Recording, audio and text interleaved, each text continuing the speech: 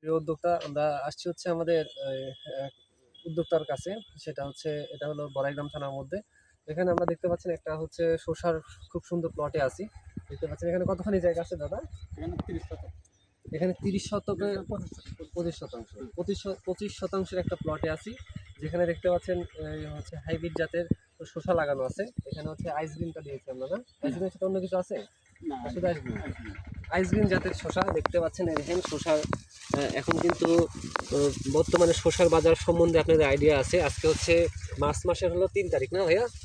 March মাসের 3 তারিখ। তো এখানে হচ্ছে এই দাদার মুখ থেকে একটু শুনি ভাইয়া, একটু এদিকে। এখানে হচ্ছে 25 শতাংশ জায়গা আপনি হারভেস্ট কবে থেকে শুরু করছেন, আর গাছের বয়সটা কত?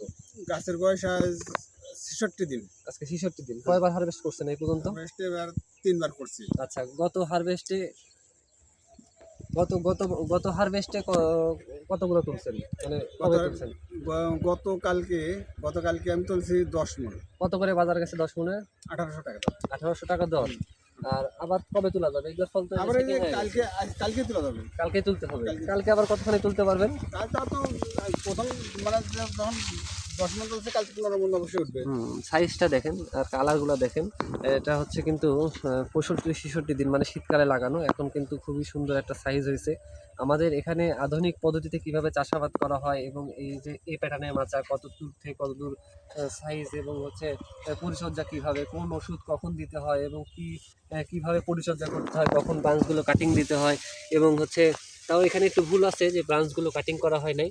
তো তার পরবর্তীতে দেখতেছেন গাছে কিন্তু কোনো রোগ ব্যাধি নাই, আল্লাহর রহমতে। দেখো এদিকে হচ্ছে সবগুলো মাথা ঠিক আছে এবং পাতার নিচে পোকামাকড় নাই। এখানে কিন্তু শিডিউল স্প্রে চলে, এবং আমরা কিন্তু সবসময় এই হচ্ছে নজরদারির মধ্যে রাখি কোনটা কখন স্প্রে দিতে হবে, এবং পানির সেচ চলতেছে, সেচ কিন্তু কখনো কম করা যাবে না।